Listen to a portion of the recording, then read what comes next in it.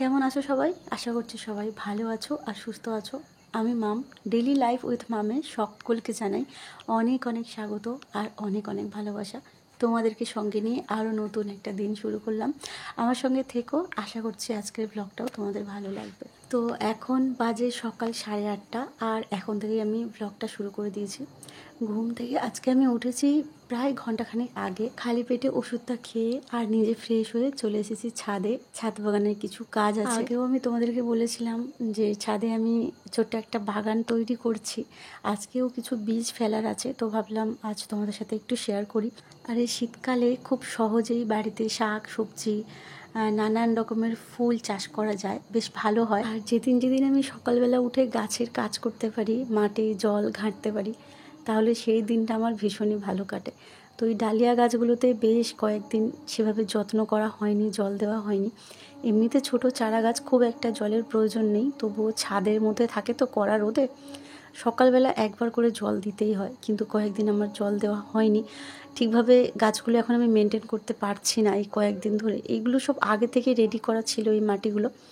আর যে ঝুড়িটাতে জল দিলাম দেখলে ছোট্ট ছোট্ট পাতা বেরিয়েছে, ওটা হচ্ছে খুদে কেষ্টর পাতা, ভৃংরাজ নাম শুনেছো তোমরা। তো কেশরাজ বলে অনেকে, চুলের জন্য ভীষণ উপকারী। এই পাতাগুলো দিয়ে আমি একটা তেলও বানিয়েছি, শেয়ার করব তোমাদের সাথে। এডিট করা হয়নি এখনও, এডিটের অভাবে আর আমি ওটা পোস্ট করতে পারিনি। এটা আমি ওই রাস্তার একধারে দেখেছিলাম গাছটা হয়ে আছে, তো ওই পাতাগুলো নিয়েছিলাম আর ডালটা আমি, গোড়াটা আমি বসিয়ে দিয়েছিলাম। দেখছি গোড়া থেকে বেশ কয়েকটা পাতা বের হয়েছে। আর এই খুদে কেষ্টর গোড়ার মাটিটা একটু ভিজে ভিজে রাখি সব সময়, কারণ এই গাছটা একটু জলজলে মাটি পছন্দ করে। আর ঝুড়ির মধ্যেই এটা বসিয়েছি, তোমরা চাইলে যে কোনো ঝুড়িতে বা ছোট গামলার মধ্যেও এটা চাষ করতে পারো। ভীষণ উপকারী একটা পাতা, চুলের জন্য ভীষণ উপকারী। আমি যেই তেলটা বানিয়েছি সেটা খুব শিগগিরই তোমাদের সাথে শেয়ার করব। আজকে বাগানের কিছু কাজ ভাবলাম তোমাদের সাথে শেয়ার করি। এই মাটিগুলোকে আমি অনেক দিন আগে তৈরি করে রেখেছিলাম, মাঠ থেকে নিয়ে এসে। এই মাটির মধ্যে হচ্ছে ছাদের শ্যাওলা মাটি, ছাদ দিয়েছিলাম, সেইগুলোকেও আমি জমিয়ে রেখেছিলাম।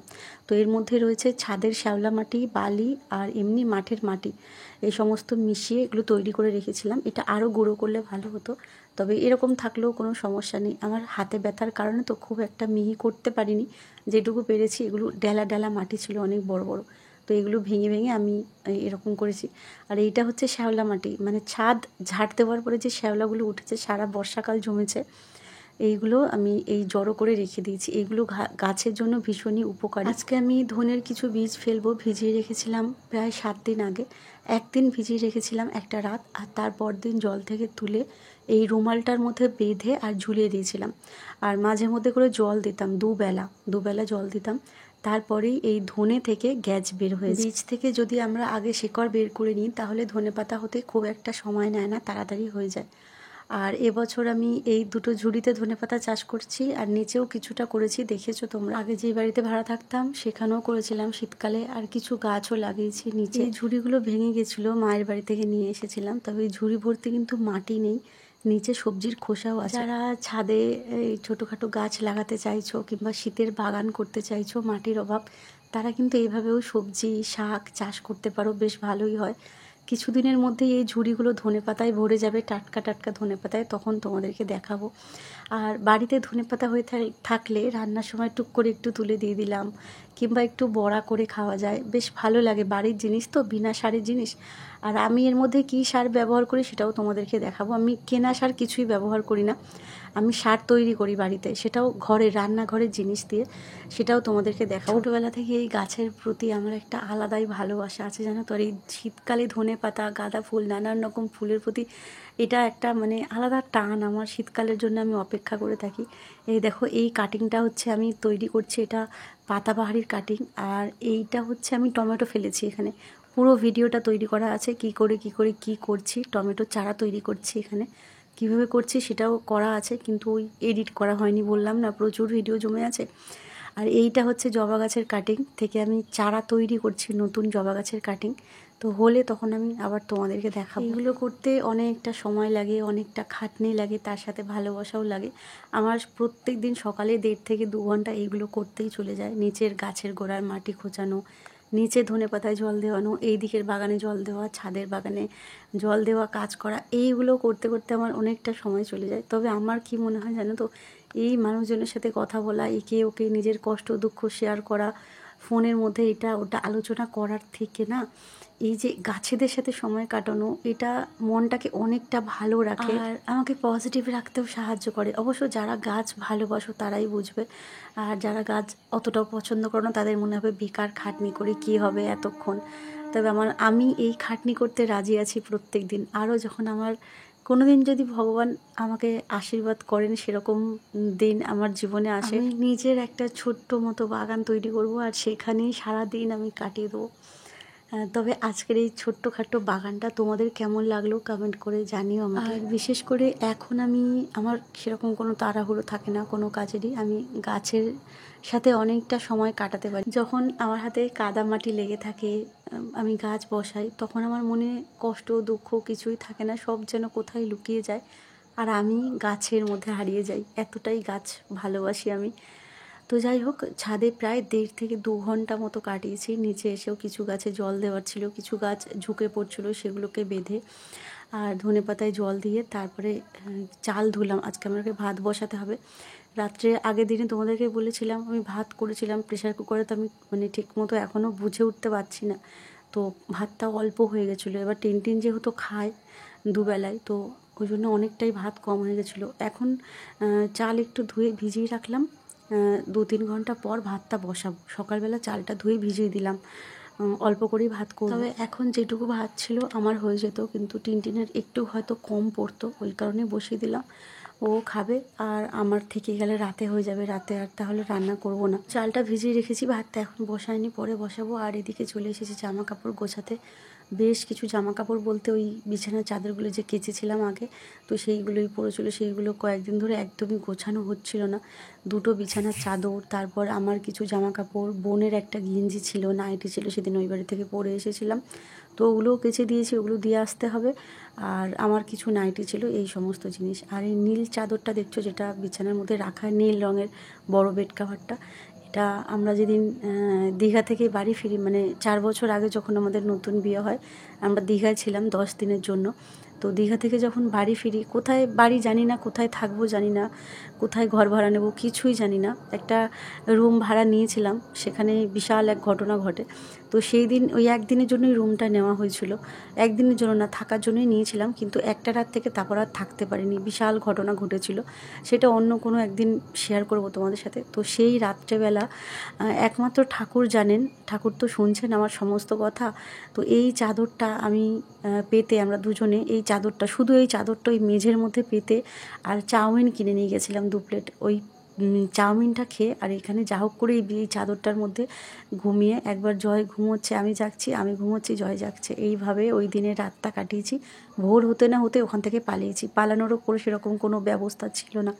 মানে সেই দিনটা যা গেছে মানে বলে বোঝাতে পারবো না, সেই একটা কোনো এক সময় শেয়ার করব তোমাদের সাথে। এই বিছানার চাদরটা আমার কাছে একটা স্মৃতি, ওই জন্য এই বিছানার চাদরটা আমি এখন একদমই পাতি না, আমি তুলে রেখে দিয়েছি, ওই বাড়ি থেকেই তুলে রেখে দিয়েছিলাম। ওটা গায়ে দেওয়ার জন্য ব্যবহার হতো, এখন তো আর লাগে না, ভালাপুষ গায়ে দিই আমি। তো ওই জন্য চাদরটা কেচে তুলে রাখলাম, ওটা আর বার করব না, আবার কোনো সময় গরমকালে যদি লাগে একটু বের করব। এই বিছানার চাদরটা আমি সারা জীবনই রেখে দেবো, সেই কারণে ওটা ব্যবহার করি না আমি, ওটা আমার কাছে একটা খুব ভালো স্মৃতি। আমার নতুন জীবনের পথ চলা শুরু হয়েছিল ওই বিছানার চাদরটা দিয়ে। যাই হোক, তো জিনিসপত্রগুলো গুছিয়ে আর এদিকে চলে এসেছি টিনটিনের জন্য ঘাস তুলতে। আর দেখছো এখানে এই টিনটিনের জন্য, সরি আমি বানুর জন্য ঘাস তুলতে, টিনটিন তো ঘাস খায় না, গুলিয়ে গেল আর কি। তো বানুর জন্য ঘাস তুলতে এসেছি আর টিনটিন সাথে সাথে ঘুরছে, আমি ওকে না বলে এপার থেকে চলে এসেছি, ও আমার সাথে সাথে আসবে। তো বানুর জন্য আমি এখান থেকেই ঘাসপালা তুলি, ওই পাটটা শেষ হয়ে গেছে, আগে ওই পাট থেকে তুলতাম, এক জায়গা থেকে ডেলি তুলে তুলে না শেষ হয়ে গেছে, ওই জন্য আজকে আবার এই পাটটায় আসলাম। আর এই ঘাসের সাথে কিছুটা কলমি শাক মিশিয়ে দেবো, খুব একটা ওকে আমি কলমি শাক গাজর এসব দিই না, ঘাস খেলেই ও বেশি সুস্থ থাকবে। আর বাজারে গেলে কয়েকটা গাজর ওর জন্য নিয়ে আসবো, মাঝে মধ্যে করে দেবো। এই সমস্ত কিছু নিয়ে নিজে আমি ভালো থাকার চেষ্টা করছি, কোনো অভিযোগ কারোর উপরে কিচ্ছু রাখিনি, আমার সাথে যেটা হয়েছে সেটাই মেনে নিয়েছি, কারণ সব কিছু খুলে সবসময় বলা যায় না, অনেক সময় নিরুপায় হয়ে মেনে নিতে হয়। কোনো উপায় থাকে না। আশেপাশের সমস্যা সব কিছু চাইলেও বলা যায় না। যতটা আমি, তাও আমি সবটাই, আমার সবটাই অনেকটাই তোমরা জেনে গেছো, আমি নিজেই জানিয়েছি। তবে কিছু কিছু জিনিস আছে যেগুলো বলা সম্ভব না। হয়তো পার্সোনাল কারোর সাথে কথা হয় যাদের সাথে, তারা হয়তো জানে, তাদেরকে বলেছি, কিন্তু সবসময় সব কিছু বলা যায় না। তো কিছু কিছু জিনিস মেনে নিতে হয় নিরুপায় হয়ে, তো মেনে নিয়েছি। এটা নিয়েই ভালো থাকার চেষ্টা করছে, কিন্তু এখানেও আমাকে ভালো থাকতে দেওয়া হচ্ছে না। একটু পরেই তোমাদেরকে বলছি কি ঘটছে আমার সাথে। তো দেখো, ঘাসগুলো মাঠ থেকে তুলে নিয়ে এসে ভালো করে ধুয়ে নিলাম। মাঠ থেকে নিয়ে এসে ওকে খাওয়াই না, অনেক কিছু থাকে পোকামাকড়, তো ভালো করে ধুয়ে আর বালতির মধ্যে রেখে দেবো। জল ঝরে গেলে তারপর ওকে দেবো, নইলে পরে ঠান্ডা লেগে যাবে ওর। আর তারপরে স্নান টান করে কিছু কাজ ছিল সেইগুলো করে আর চলে এসেছি আমি এখন পুজো দিতে। ছোটোবেলা থেকেই আগে জানো তো, কিছু আমার সাথে হলেই আমি ভগবানকে দোষ দিতাম, কিন্তু এখন আর আমি ওরকম নেই। ভগবানের উপর এখন আমার বিশ্বাস আছে। উনি যা ঘটিয়েছিলেন আমার জীবনে ভালোর জন্যই ঘটিয়েছিলেন, এখনও যা ঘটাচ্ছেন হয়তো ভালোর জন্যই ঘটাচ্ছেন, কারণ ওনার ভাবনা চিন্তা তো আমাদের ভাবনা চিন্তার অনেকটা বাইরে, অনেকটা ওপরে। সেই কারণে আমি ভগবানের উপর আর কখনোই কোনো কারণে দোষ দেব না। যেটা উনি করবেন ভালোর জন্যই করবেন। এই ঘটনাটা আমার জীবনে ঘটিয়ে ঠাকুর হয়তো আমাকে আরও শক্ত করে তুলতে চাইছেন, যাতে আমাকে কেউ অত সহজে ভেঙে না দিতে পারে। এবারে বলি, কয়েকদিন ধরে খুব আওয়াজ হচ্ছে এদিক ওদিক। এই বাড়িতে সেরকম কোনো সমস্যা নেই। আর তোমরা ঘর পাল্টাতে বলছো, কেন ঘরটা আমি পাল্টাচ্ছি না বা পাল্টাতে চাইছি না, সেই কারণটা আমি তোমাদেরকে পরের ব্লগে জানাবো, যে ঘরটা আমি কেন পাল্টাতে চাইছি না। অনেক সমস্যা আছে যেগুলো আমি বলবো তোমাদেরকে, পরের ব্লগে বলবো, সবই জানাবো তোমাদেরকে। তো কয়েকদিন ধরে আমি এরকম দেখছি, বেশ মানে আওয়াজ আসছে। রাত্রেবেলা আমার সেরকম কোনো কাজই থাকে না, যদি আমার রান্না হয়ে যায়। আর খাবার তো এখন কয়েকদিন ধরে রাত্রেবেলা মা তরকারি পাঠাচ্ছে, আর সেরকম কোনো কাজ বাইরে থাকে না, বাইরে বেরোতেই হয় না, একমাত্র বাথরুম ছাড়া কোনো বাইরে বেরোতেই হয় না। এই দিকের গেটও লক করা থাকে, ওই দিকের গেটও লক করা থাকে, সেরকম কোনো সমস্যা নেই। সেই কারণে আমার ভয়টা খুব একটা লাগে না। আর টিনও বাইরে থাকে, তো আমি সেই কারণে শান্তিতে থাকতে পারি। কিন্তু এই কয়েকদিন ধরে জানি না কি হচ্ছে। অনেকে বলছো মাকে এনে রাখতে, মানে রাতে থাকতে। আমি জানি সকলে আমার ভালোর জন্যই বলছো, কিন্তু সকালবেলা আমার ভাই কাজে যায়, মাকে রান্না করে দিতে হয়। ভোরবেলা ভাই টিফিন করতে হয় ভোরবেলা উঠে, এবার সেইটা সমস্যা হয়ে যাবে। তার বোনকে থাকতে বলছো, বোনের কলেজ আছে, ওরকম হয় না, এক জায়গা থেকে আরেক জায়গায় গিয়ে থাকাটা সম্ভব না। প্রত্যেক দিন রাত্রেবেলা করে সকালে করে বেরোতে হয়, সেই কারণে ও আসতে পারে। এবারে দেখো, লোকের ভরসায় আমি কতদিন থাকবো যে এ আসবে তারপর আমি শান্তিতে ঘুমবো, ভালো থাকবো? আমাকে তো নিজের মতন করে থাকতে হবে, তাই না? এখানে দেখতে পাচ্ছ সন্ধ্যাবেলা একটু বেরিয়েছিলাম। আগে তো কোথাও বেরোতাম না, তোমরা দেখেছো, সারাক্ষণ ওই ঘর সংসার নিয়েই পড়ে থাকতাম। এখন করে মনটা খারাপ বলে ভাইও বলছে চ ঘুরে আসি, একটু বেরোই। তো আমিও বেরিয়েছি, মাও এসেছে, আরও কয়েকজন আছে আমাদের সাথে, সবাই মিলে এই সন্ধ্যাবেলা বেরিয়েছি। আমাদের বাড়ির কাছেই এটা খুলেছে রেস্টুরেন্টটা, এটার নাম হচ্ছে আড্ডা 148 মনে হয়, ভুলে গেছি, আমার ঠিক মনে পড়ছে না। এটা আমি অনেক দিন আগে দেখেছিলাম, আমার মানে অনেক দিন আগে হয়েছিল, ইচ্ছে ছিল অনেক দিন আগে আসার, আগে যেখানে ভাড়া থাকতাম সেখান থেকেই দেখছি। তো আসা কখনোই হয়নি, ঘরের সামনে বলে না আসা হয় না। এটা দেখো খড় দিয়ে তৈরি করেছে, কি সুন্দর। আর ভিতরে বাঁশ দিয়ে টেবিল তৈরি করা, চেয়ার তৈরি করা, বেশ ভালো সুন্দর একটা জায়গা। মানে এসে অনেকক্ষণ বসে সময় কাটানো, একসাথে খাওয়া দাওয়া, গল্প করা, তো বেশ ভালো একটা জায়গা, খুব সুন্দর। সন্ধ্যেটা খুব সুন্দর কাটলো। যদিও আমি ঘুরতে ভালোবাসা মানুষদের মধ্যে পড়ি না, আমি ঘুরতে একদমই ভালোবাসি না, খুব কম। যদি একটা কোথাও যাচ্ছি ওইটুকুই, চলে আসবো আবার ঘরে বন্দি। আমার ঘরে থাকতেই বেশি ভালো লাগে, সেই জন্য হয়তো ঘরটাই আর হলো না আমার। যাই হোক, তো এখন করে বেরোচ্ছি, বেশ ভালো লাগছে। তা সন্ধ্যাবেলা এসে মোমো নিয়েছিলাম আমি, চিকেন মোমো, বোনও চিকেন মোমো, বোনও এসেছিলো, মা রোল নিয়েছে আর ভাইও রোল নিয়েছে। তবে ভাইয়ের রোলের মধ্যে ডিম, শুধুই পরোটাটা ভাজা আর তার মধ্যে ওই শসা, এইসব পেঁয়াজ, এই সমস্ত দিয়ে ওই রোল করা, ওটাইও খাচ্ছে।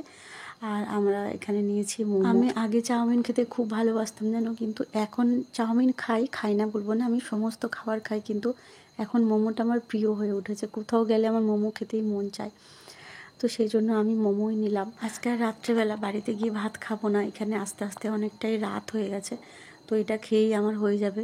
মা রোল নিয়েছিল, খেতে পারিনি, মা আবার মায়েরটা আমাকে দিয়েছিল একটুখানি। তো এবার আসল কথাটা বলি, জয় ফোন করেছিল, ভেবেছিলাম হয়তো নিজের ভুলটা বুঝতে পেরেছে, কিংবা কোনো ভালো কথা বা মানুষের অন্যরকম কথা থাকে, সেই কারণে আমি রেকর্ড করিনি।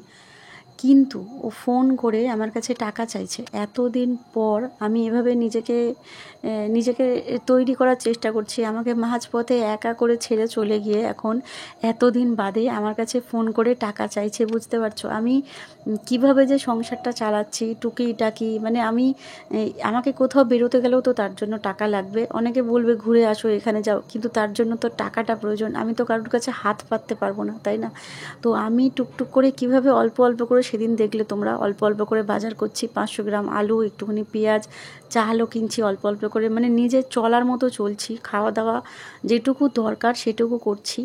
মানে কিভাবে চালাচ্ছি আমি জানি, কারণ মাসের ভাড়াটা আমাকে জোগাড় করতে হবে। মাসের শেষে ভাড়াটা তো আমাকেই দিতে হবে, ইলেকট্রিক বিল দিতে হবে, ওয়াইফাইয়ের বিল দিতে হবে, সমস্ত কিছু আমার মাথার উপরে। আমি কিভাবে একটা মেয়ে সংসার চালাচ্ছি একটু একটু করে জোগাড় করে করে। সেখানে এতদিন পর ফোন করে আমার শরীরের খবর না জানতে চেয়ে, হ্যাঁ আমার আবার ওষুধ আছে, ওষুধও চালাতে হয়। আমাকে 3টে টেস্ট দিয়েছে, সেগুলো এখনও পর্যন্ত আমি করিনি। হ্যাঁ, আমি ভেবেছি পরের মাসে মাইনেটা ঢুকলে সেই টেস্টগুলো করে তারপর আমি ডাক্তারের কাছে যাব। সেইগুলোর কোনো খোঁজ খবর কিচ্ছু নেই, উল্টে ফোন করে আমার কাছে টাকা চাইছে। আর আমি পরের দিন ফোন করব, আমি করি কি, ও হয়তো আবার করতে পারে ফোন, ঠিক আছে? যেহেতু আমি টাকাটা পাঠাইনি, আমি রেকর্ড করব, ঠিক আছে? এবার তোমরা যেটা বলবে যে পাবলিক কেন করছো? পাবলিক সবটাই যখন হয়ে গেছে, পাবলিক সবটাই দেখছে, তাহলে আমি একা কেন দোষী হব বলো? কোনো সময় তো এটা বলতে পারে যে না, আমি সব কিছু মিটমাট করার জন্য ফোন করেছিলাম। তো আমি সবটাই দেবো, আমি রেকর্ড করব, কলটা আমি রেকর্ড করব, করে আমি সবটাই তোমাদের সামনে আনবো যে কি কথাবার্তা হচ্ছে আমার সাথে। মানে আমি তো অবাক, একটা মানুষ কি করে এরকমটা হতে পারে ভাবো তো। মানে এতদিন কোনো দেখা সাক্ষাৎ খোঁজ কিচ্ছু নেই। আমি ফোন করলাম জন্মদিনের দিনে, সেটাও তুললো না। তারপরে হঠাৎ করে ফোন করে আমার কাছে টাকা চাইছে, ভাবতেও পারছি না। সব কিছু বাদ দিয়ে একা থাকার চেষ্টা করছি, ভালো থাকার চেষ্টা করছি নিজেকে নিয়ে, সেটাও হয়ে উঠছে না আমার দ্বারায়, সেটা থাকতে দিচ্ছে না আমাকে। কিছু মেসেজ আমি তোমাদের সাথে শেয়ার করলাম, তোমরাই বলবে দোষটা কার, গুণটা কার, ভুল কোনটা আর ঠিক কোনটা। যাই হোক, আমাকে আশীর্বাদ করো আমি যেন সবটা সামলে উঠতে পারি, নিজেকে ঠিক রাখতে পারি। জানি না কতদিন কি ঠিক রাখতে পারবো। আমার মাথাটা ধীরে ধীরে, মানে ঠিক রাখার চেষ্টা করছি সব কিছু দিয়ে, কিন্তু খারাপের দিকে যাচ্ছে। যাই হোক, তো আশীর্বাদ করো আমি যেন সব কিছু মানিয়ে নিতে পারি, ঠিক রাখতে পারি, আর একটু উঠে দাঁড়াতে পারি। চলো আজকের জন্য এটুকুই। সবাই ভালো থেকো, সুস্থ থেকো। দেখা হচ্ছে নতুন একটা ব্লগ নিয়ে, নতুন একটা দিনের সাথে। প্রত্যেকটা দিন যেন আমার কাছে একটা লড়াই হয়ে উঠছে। যাই হোক, চলো টাটা, সবাই ভালো থেকো, সুস্থ থেকো, দেখা হচ্ছে কাল।